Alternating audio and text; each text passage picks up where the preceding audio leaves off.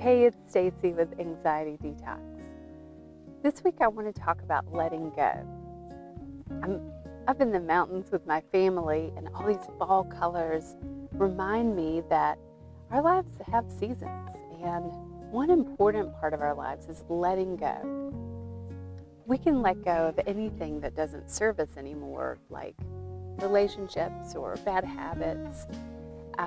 But it's not always easy to do. So I wanted to give you a few ideas that you can use in your life to help you let go of the things that no longer serve.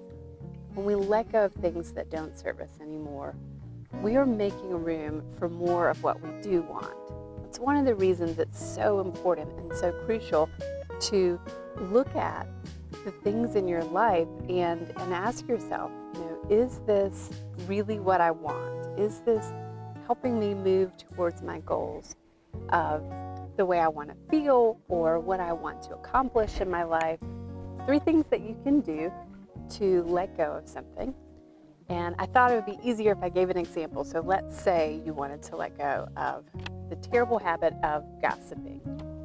So the reason that we want to make the physical representation is it just changes the way that your brain thinks about it. Rather than being an emotional thing, it becomes more of a logical thing.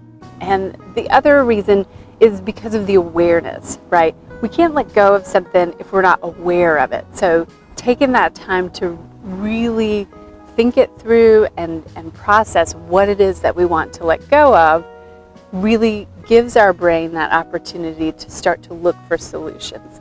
So making a physical representation is super helpful.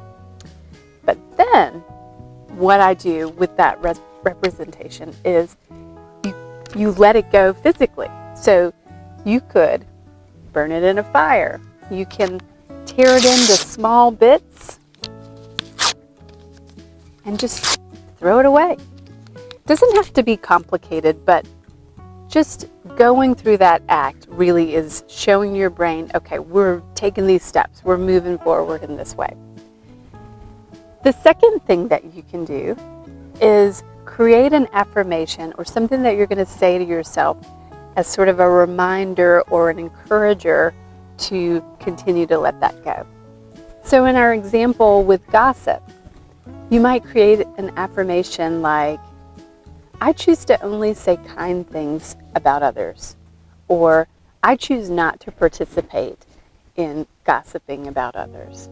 And you don't have to say these out loud, right? Like if you're at work and someone starts gossiping about someone, you don't have to say, I choose not to gossip about people, because we know how that would go, right? But you can say it in your mind, remind yourself mentally, and then kindly excuse yourself. So that's another way. So using those affirmations will help remind you in your brain that you've let that go, that this is no longer a part of your life. The third thing that you can do is be gentle with yourself. I know in my own experience, there have been a lot of times that I wanted to let something go, an old habit. I've bitten my nails for years, and I will stop for a while and I'll go back, and I'll stop for a while and I'll go back.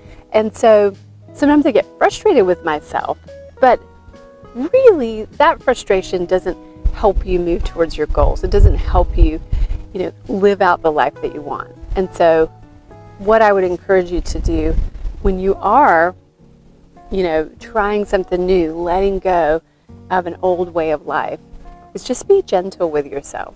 Give yourself that grace and compassion that you need and the support and love that you need for yourself to continue to keep trying again, right? Like you can start and do well for a day or 2 days or even a month.